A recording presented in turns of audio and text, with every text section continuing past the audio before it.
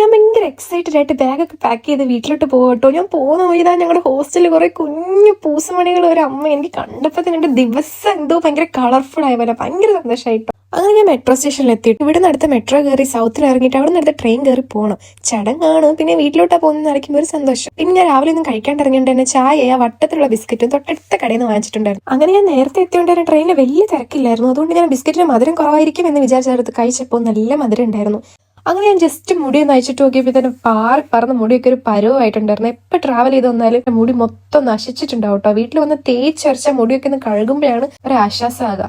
അങ്ങനെ എനിക്ക് വീട്ടിൽ പോകണമെങ്കിൽ 2-3 തവണ ബസ്സൊക്കെ മാറി കയറണം കേട്ടോ. അങ്ങനെ ഓരോ ബസ്സിലും കയറി മാറി ഇറങ്ങി ഞാൻ വീട്ടിലെത്തുമ്പോൾ ശരിക്കും പറഞ്ഞ ഒരു പരുവായിട്ടുണ്ടാവും. അങ്ങനെ അവസാന ബസ്സും കയറി അവസാനം ഞാൻ എൻ്റെ വീട്ടിലെത്തി. ഞാൻ നിങ്ങൾക്ക് എൻ്റെ ഒരു പെയിന്റിങ് കാണിച്ചു തരാം. കണ്ടിട്ട് നിങ്ങളുടെ അഭിപ്രായം പറയണേ. എനിക്ക് ഒരു പണിയില്ലാണ്ട് വീട്ടിലിരിക്കുമ്പോൾ ഇങ്ങനെ ഓരോ കുരുത്തക്കേട് ഞാൻ കാണിക്കും.